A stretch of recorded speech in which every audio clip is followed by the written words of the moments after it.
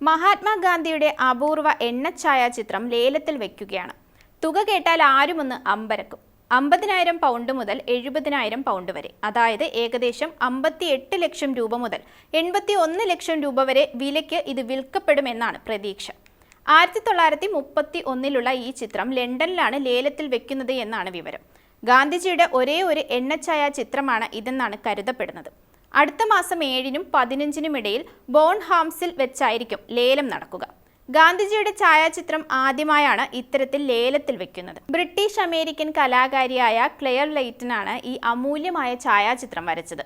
ഈ ചിത്രം ഒരു അസാധാരണ സൃഷ്ടിയാണെന്നാണ് ബോൺഹാംസ് ലേലശാലയും ലെയ്റ്റണിന്റെ കുടുംബവും പറയുന്നത്. ക്ലെയറിന്റെ അനന്തരവനായ കാസ്പർ ലെയ്റ്റൺ ഈ ചിത്രത്തെ മറഞ്ഞിരിക്കുന്ന ഒരു നിധി എന്നാണ് വിശേഷിപ്പിച്ചത്. ക്ലെയറിന്റെ മരണശേഷം അദ്ദേഹത്തിന് പാരമ്പര്യമായി ലഭിച്ചതാണ് ഈ ഛായാചിത്രം. ചിത്രത്തിന് തന്റെ കുടുംബം വലിയ മൂല്യം കൽപ്പിക്കുന്നു. അതിന് ആഴത്തിലുള്ള ചരിത്രപരവും സാംസ്കാരികവുമായ അർത്ഥമുണ്ടെന്ന് കാസ്പർ പങ്കുവച്ചു. അത് ഇന്ത്യയിലേക്ക് തിരികെ പോകണം. ഒരുപക്ഷെ അതായിരിക്കും അതിന്റെ യഥാർത്ഥ വീടെന്നും അദ്ദേഹം പറഞ്ഞു.